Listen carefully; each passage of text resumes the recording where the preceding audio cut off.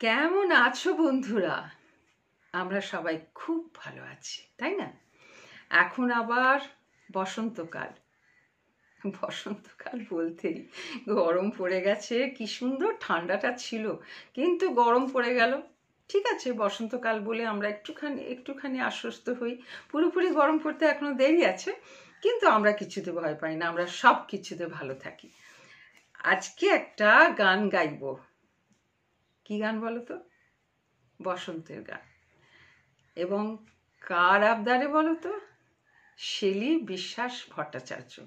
তোমরা এতদিনে নিশ্চয়ই ওর নাম জেনে গেছো। ভীষণ ভালো গান করে এবং ওর একটা নতুন গ্রুপ হয়েছে গানের, সেখানে গাইবার জন্য আমাকে আবদার করেছে যে একটা দিদি বসন্তের গান গেয়ে দাও।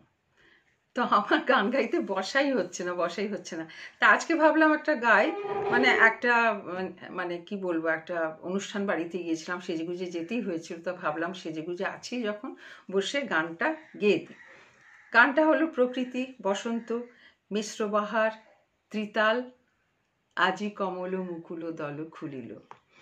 কবির ৪৯ বছর বয়সের রচনা এবং এটা রাজা নাটকের তৃতীয় দৃশ্যের ঠাকুরদার গান, কিন্তু এটা ব্রহ্মসঙ্গীত এবং ভাঙা গান। মূল গান হলো মন কি কমল দল। তো চলো আমরা এখন ওই গানটায় চলে যাই। এটা কিন্তু তোমরা সবাই জানো, ভীষণ মিষ্টি গান। তা ভাবলাম আজকে এটাই গাই। চলো এবার গাই। সবাই মন ভালো থাকবে।